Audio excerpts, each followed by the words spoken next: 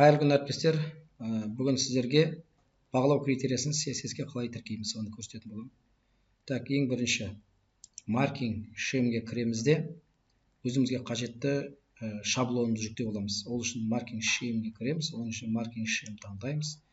Осы жерде өзіміздің құзыреттілігімізді таңдаймыз. Астына түсеміз де экспорт батырмасы. Мына жерде CSS-тің нұсқасын сұрайды. Қай нұсқада жүктеп салайын деп жатсыз? Соңғысы 5. Сол 5 күйінше ала берейік. Экспорттап аламыз. Сақтап аламыз. Сақталған файлды ашамыз. Шаблонды ашайық енді. Так, шаблон міне ашылды. Бізге келген шаблон осылай ешқандай мәлімет толтырылмаған, бос күйінде келеді. Так, мына жерде астына қарасаңыздар, бізге қанша модуль бар өзіңіздің құзыреттілігіңізде. Мына астында тұрған кестеде соны A, B, C деп тұр. Егер 3 модуль болса, онда S үшеуін қалдырамыз да, қалған төмендегілерін жөп тастай саламыз. Мына жерде бірақ абай болыңыздар, ең соңғы мына қатар жоюға болмайды. Бұл общий сумманы беретін қатар. Осынара өзіңіздің, немесе жоймай қойсаңыз да болады. Енді ескеретін нәрсе, бұл жерде барлық ұяшықтардың өзінің тиісті формулалары бар. Мысал үшін, мынау аспект маркингс деген неде бағанда қарап тұрсаңыздар, өзінің формуласы бар. Осыны абайлаңыздар. Бұны өзгертуге болмайды. Бұған тиіспеңіздер. Бұл қатарда өзі формуласы бар. Міне әр қатардың ұяшықтардың формуласы бар. Тиісуге болмайды бұған. Және мына жерде де бар міне формулалар өздерін есептеп қойған. Енді өзімізге қажетті жаңағы мен бірден көрсете салайын. Осы шаблонды мен қалай жүктеп салдым. Мысал қараңыздар, менде дайын өзімнің нем бар енді болған. Так, барлығыңыз өзіңіздің осы WorldSkills стандартының сипаттамаларын тіркейсіздер. Менде мысал үшін WorldSkills стандарттары 6 менде өзімде. Енді әркімде әртүрлі болады. Біреулерде 2 ғана болады. Біреулерде 3 болуы мүмкін. Менде осы 6 бар менде. Осы жерде, мына жерде әрбір сипаттамаға сіз қанша балл бересіз? Бұны қолмен беріп шығасыз. Мынаны. Бұл формула емес. Мысалы үшін мен мынаған 4-те 9 берем дедім. Мынаған 13-те 3 берем дедім. Мынаған 8-де 8 берем дедім. 31-де 1. Общий мынаның суммасының барлығы 100 құрайды. Астына қарасаңыз, міне 100 сумма көрсетіп тұр. Ал мынаған тиіспейміз. Мына екі бағанға тиіспейміз. Бұлар өзі есептейді. Мына соңғы тұрған бағанда барлығы дұрыс болса, бәрі 0 көрсету керек. Егер 0 көрсетпей тұрса, онда сізде бір жер дұрыс емес, қап кетті бағалар деген сөз. Яғни, мына жерде қарап тұрсаңыз, айдан G-ді алып тастап жатыр. Яғни, мына бағаннан мына бағанды алып тастап жатыр. Мына жерде. Соған абай болыңыздар. Екінші мәселе, өздеріңіздің модульдеріңіздің аттарын жазып шығарсыздар мына жерге.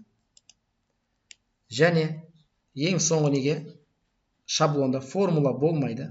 Бірақ мен өзім мұнараға әр модульдің несін көріп отыру үшін, нәтижесі, нақты суммасы, әр модульге қанша ұпай берілді.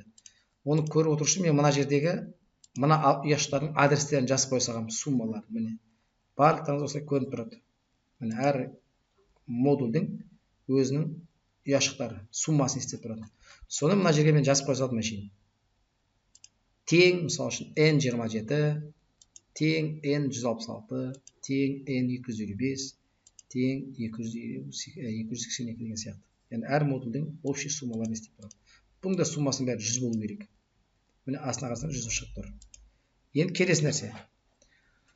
Төменде жаңағы шаблонды қарасаңыздар, шаблонда төмен жақта әр қайсысынан 2 қатардан тұрды. Көрдіңіздер ме?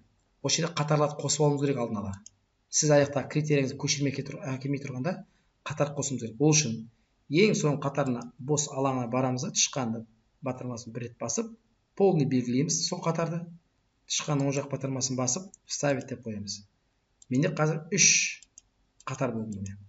Соңғы предпоследний екеуін белгілеймін тағы да. Так. Вставить деп тағы кнопкасын басамын. Енді менде көбейіп жатыр. Көрдіңіздер ме? Уже менде қазір 5 болды. Осылай тағы предпоследний 4-еуін белгілеймін де вставить деп баса беремін. Сонда қанша менде көрсеткіш болады, сонша көрсеткіштің бәрін қосып шығамын. мына жерде қарасаңыздар, менде мысалы үшін 28-ден бастап бірінші модулім 165-ші қатардан аяқтап тұр міне. Демек, осыншама қатар қосып аламын бірінші модуль үшін. Және соны ең оңай тәсілі осыны көшіріп не қойған екен. Жазып, мынаның бәрін көшіремді апарып жаққа вставить деп қоя салам болды тек қана. Енді осы жерде ескеретін нәрсе. Келесі мәселе. Бізде бағалау критериясының екі форматта өтеді. Бірінші кәдімгі бағалау өлшемі бойынша оны M мен белгілейміз, M әрпімен. Мейіз деп тұрады. Екінші judge, ол судебный. Так, осы жерде судебныйлар бізде 0-ден 3-ке дейін ғана жазылады. Өйткені бағалауға максимум 4 адам кіреді, білесіздер. 4 адамның несі бұл жерде? Бағалар ұсынады. Бұл жерде сіздер судебныйда нақты мына нәрсені естен шығармауыңыз керек.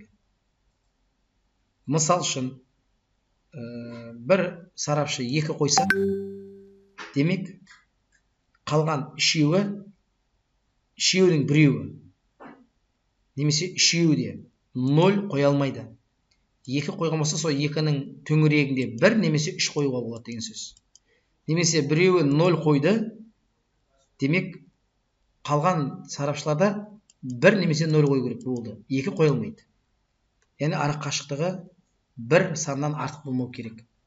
Ол бірінші мәселе ескереді. Екінші ескеретін мәселе.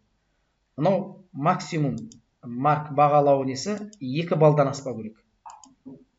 Мүмкін болса 100 ұпайды осылай майда немен бөліп тастайсыздар. Максимум бір ұяшқа біз 2 деген жаза аламыз. Одан жаза алмаймыз. Ол екінші мәселе. Үшінші мәселе. Біз жаңа жоғарыда Орыс-Кит стандарттарының сипаттамаларын жазып шықтық, реттік номерлерін. Көп сарапшылардың қателік жібереді, бас сарапшылардың жіберетін қателіктері. Осы жерде реттік номер тұр. Бұл жайдан жай тұрған жоқ реттік номер. Бізде мына әрбір қатарына формула, осы 1 деген санды ескере отырып, есептейді сумасын. Қалай? Төмен түссе қараңыздар. Міне бірінші модуль А1, нараға мен 1 деп қойдым. Демек, менде бірінші, мына тұрған, бірінші организация работа дегенге қатысты соған 1 балл қосты. 0,5 ба деген ұпай қосты маған. Міне сумасы соны есептейтін формула. Егер 2 қойса, ол 2-ні есептейді. Қараңыздар, мен қазір өзгертемін араға. 1-дің орнына мен қазір 2 деген жазайын. 2 деген жазсам, мынаяқта сан өзгеріп кетті. Қараңыздар, уже разница 0,5 шығып кетті. Көрдіңіздер ме? Мынаның бәрі негізі 0 болу керек еді менде. Уже мынаған артық біреу қосылды, мынада кем болып қалды. Мына жерде формуланы А, Б, С деп жазып қойған, яғни минус болса да плюс қыл, плюс болса да минус қыл деп тұр ғой. Егер мына А, Б, С-ны алып тастап, жай ғана өздерін қойсаңыз, онда мына жерде көрінеді нақты, минус плюстерін бәрі көрінеді. Мынада артып кетті менде. Яғни мынау 13-те 3 болу керек еді, а бірақ сумасы 13-те 8 болып кетті, 0,5 артып кетті. Яғни сіз нараға қандай реттік номер берсеңіз, формула соны автомат түрде есептейді. Мен жаңа жоғарыда баста айтып кеттім. Сіз қандай цифр бересіз мына жерге, сол сума мына жерге шығу керек. Яғни ол суманы шығару үшін сіздер мына жерге мына бағанға, section дейтін бағанға 1, 1, 5 деп кәдімгі өздеріңіз мына жерде максимум қанша? Менде 6 мысал үшін. Мен 6-ға дейін беріп шығарам. Яғни сол әрбір нені бөлемін мына жерге. Көрдіңіздер ме бағалауда? Осы нәрсені естен шығармаңыздар. Бұл үшінші мәселе. Енді төртінші мәселе. Бізде бағалауда мынандай нәрсе бар. Айттым ғой, судебный, одан кейін бірлік, бірден баға қою өлшемі. Ол бірден баға қою өлшемі, олардың тұсына S, No деген не қою керек мынау. Мына бағанға H деген бағана, бұл баған аты recurrent дейді. Сол бағанға S, No дегенде қойып шығу керек. Бұл барлығына қойылмайды. Кімдерге қойылмайды? Бұл нелерге қойылмайды? Бұл судебный болатындарға қойылмайды. Және тағы мынандай бір бағалау түрлері бар. Мысал үшін қараңыз. Мынау судебный емес, М деп қойдым алдына. Бірақ бұл жерде айтып отыр. Бірінші уровень сваркленді ма, яғни жоғарыда айтты. Каждый пиктель барлық сваркленген болса, онда әр пиктельге 0,5 балл бер деп отыр. Адаптерлер бәрі орында тұрма, және олар маркировкой таңбаланған ба? Егер бәрі таңбаланған болса, 0,3 қой деп отыр. и олар сварка жаңағы гильзалары қорғатылған ба дейді, сваркіленгендері. Оларға 0,2 қойылады. Яғни мына үшеуінің суммасын қоссам менде қазір. Так, бұл жерде 1 деген бал шығады. Яғни менде мына общий 1 деген тұр. Көрдіңіздер ме? Осы жерде егер біреуі істелмей қалса, айтайық, мынау пиктелдері, адаптерлері маркировка жасалмаған. Демек 0,3 алмайды бұл жерде. Бұл жерде 0,5 пен 0,2 болады. Яғни 0,7 деген балнаға қоюға болады деген сөз. Яғни максимум 1, бірақ 0,7 қоюға болады. Мен маған yes no деген қойған жоқпын. Демек бұл жерде сарапшылар тексереді. Осының үшеуінің біреуі болмаса, онда наны сол балды алып тастап, нарақша төмендеу қоюға болады деген сөз. 1-ден төмен қоюға. Яғни 0 мен 1-дің арасындағы сандарды қояды. Егер yes no қойсаңыз, ол сарапшы тек қана 0 қояды, мына балды қояды. Осыны ұмытпаңыздар еш уақытта. Судебныйда ол программаның өзі есептейді. Бұл жерде де yes no деген болмайды. Сондықтан абай болыңыздар, бас сарапшылар сіздер. Сарапшылар баға қойған кезде сіз көрсетілген баға точно 100% қойылу керек па? Немесе сол қойылған балдың арасында қойылу керек па? Соны анықтап алыңыздар. Арасында қойылатын болатын болса, yes no-ді қоймайсыздар. Егер 0 немесе сол бал қойылатын болса, онда yes no-ді қоясыздар. Осы 4 мәселені ұмытпаңыздар. Артық ең соңында мысал үшін, жаңа мен мына жерде шаблонда қостым ғой, міне артық бәріне керек нәрсесін бәрін қосып келедім. Белгілеп, тағы добавить деп қосам. Міне уже көбейіп жатыр, байқап тұрсыздар ма? Қатар көбейіп жатыр. Енді осы жерде қазір мен әкеп андан көшіріп әкеп қоямын. Көшіріп әкеп қойғаннан кейін артықтарын міндетті түрде жөтіп тастаңыздар. Соңғы артықтар қалады ғой өзі. Соны жөтіп тастаңыздар. Мына қатардағы тұрған ешқандай әріп, сөз, біреуін де абайлаңыздар, өзгертіп алмаңыздар, тимеңіздер. Қалай тұр, солай тұру керек. Мына жерде мысалы үшін менде неше модуль? Менде мысалы үшін 3 модуль. Демек мен 4 модуль. 4 модуль қалдырым керек мына жерде. Так, D. Ең соңғы D қалады. Мына қалған алып тастаймын. Мынадан бастап былай белгілеймін. Соңына дейін барамын. Так, осы жерде абай болыңыздар. Мына ең соңында тұрған мына сөзді нені қатарды жоюға болмайды. Мына белгілегендер мен артықтар мынау менде. Белгілеймде удалить деп алып тастаймын. Все болды. Д ғана қалды менде.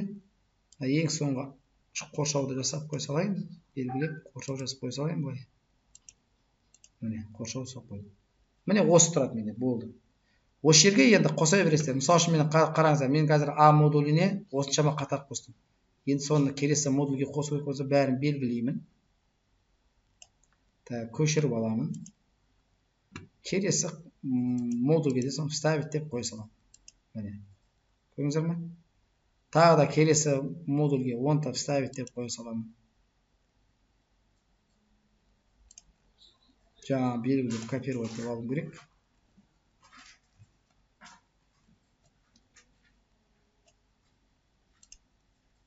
Мынаған да қоя саламын.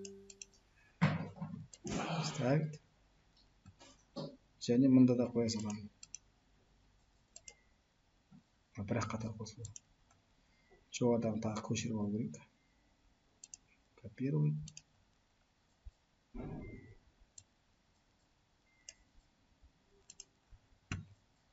Вставить. Все, бұны бәрін қосып алдым. Енді көшікші осыған жекеп жаза беремін. Мынаған абай болыңыздар, ең соңғысын өшіріп алмаңыздар. Соң қатар тұру керек. Все, осымен барлық жұмыстарыңыз аяқталады. Енді мына жерде қарасаңыздар, қазір мына жерде көрінбей тұр, көрдіңіздер ме? Енді әрқайсысын өзіңіз жазбасаңыз болады, араға мен мысалы үшін формуламен. Мына яшық қандай яшық? Бұл менде яшық. Мысалы үшін 23 қатары и n. Демек, араға мен тең n 23 десем, демек 23-те қандай санда шығады, ертең суммасы. Сол мында барады менде. Дәл солай келесі мына яшық қандай? Бұл яшық n 57 деген. Араға n 57 деймін. Тең n 57.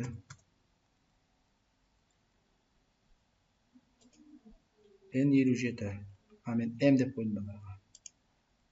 Мен бұраға m деп қойдым, қателесіп. Тең n 57. Келесі менде ол n 91 екен. Араға n тең n 91. Енді соңғысы d. d менде бұл міне n 125. Мынаға тең n 125. Все болды. Енді мына жерге менің мына жаққа дайындап қойған көрсеткіштерімді көшіріп әкеліп қойсам болады. Далада апарып. Немесе біртіндеп апарсам да болады. Топтап апарсам да болады. Бұл жерде өте абай болу керек. Мына ұяшықтар қалай тұр? Параметрлер. Ешқайсысын өзгертпеңіздер. Яғни ұяшықтың ұяшықтарын өзгерту. Көбінесе ұяшықтың үстіне барып мышаның оң жақ батырмасын басып, мынада формат ячейка деген бар. Осы жерге кіреді. Көбісі мына нәрсені өзгертіп тастайды мына жерде. Ешқайсысына тиіспеңіздер. Шаблон қалай келді, дәл солай қалу керек шаблон. Тек қана сіз тиісті тексттеріңізді әкеліп қойыңыздар анаға орнына. Болды. Басқа ештеңе істетпеңіздер. Жалпы CSS-ке осының бәрін дайындап болғаннан кейін сақтайсыздар да жүктеу үшін келесі амал жасаймыз. Бәрі сақтап болғаннан кейін қайттан осы страницаға ораламыз. Яғни қайттан бастап кетейін. Marking Shell'ге кіреміз, Marking Shell'ге барамыз. Өзіңіздің компетенцияңызды таңдайсыз. Мына жерде файлды таңдайсыз и импорт кнопкасын басасыз. Выбор файл деп таңдап, қаққа тұр файлыңыз. Мәселен, мынау тұр міне. Открыть деп басасыз да, импорт деп жүктей саласыз, болды. Мен қазір енді жүктемеймін, себебі менде уже өзімде бар базамда. Сондықтан сіздер өздеріңіз жүктеп ала бересіздер.